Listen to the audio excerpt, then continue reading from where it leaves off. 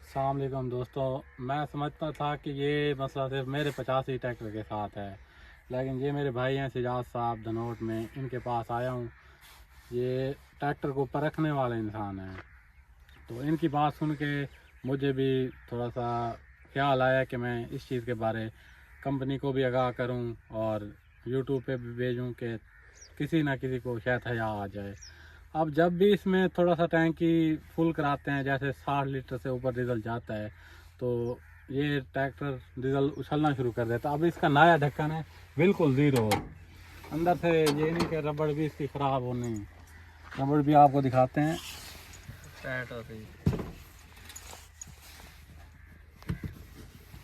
रबड़ भी इसकी न्यू है, ये नहीं कि कोई हार्ड हुआ पड़ा हो, नहीं, ये देखें, ये न्यू ढक लगा के आए अभी, लेकिन हालात आपके सामने हैं इसके। अच्छा, बाकी उसके अलावा तमाम दोस्त भी इस चीज़ को सपोर्ट करें, क्योंकि आप भी ट्रैक्टर रखने वाले हैं। अब इस हिस्से की हालत देख लें आप, दोनों साइडों से चेक कराओ।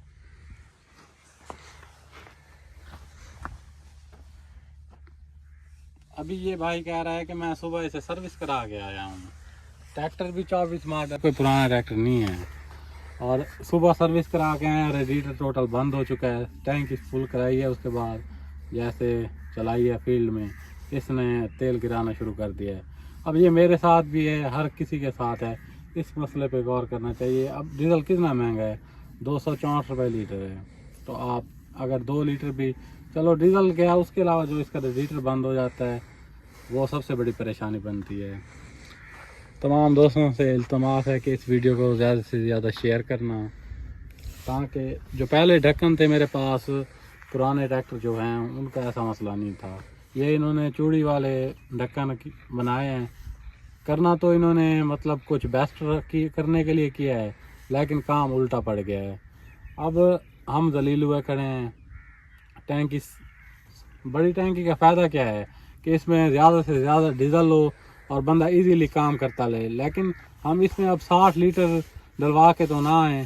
100 लीटर की टैंकी है कम से कम, चलो बंदा 90 लीटर डलवा लेता है, या बंदा 70-80, इससे कम डलवाओ तो काम चलता है, वरना काम नहीं चलता।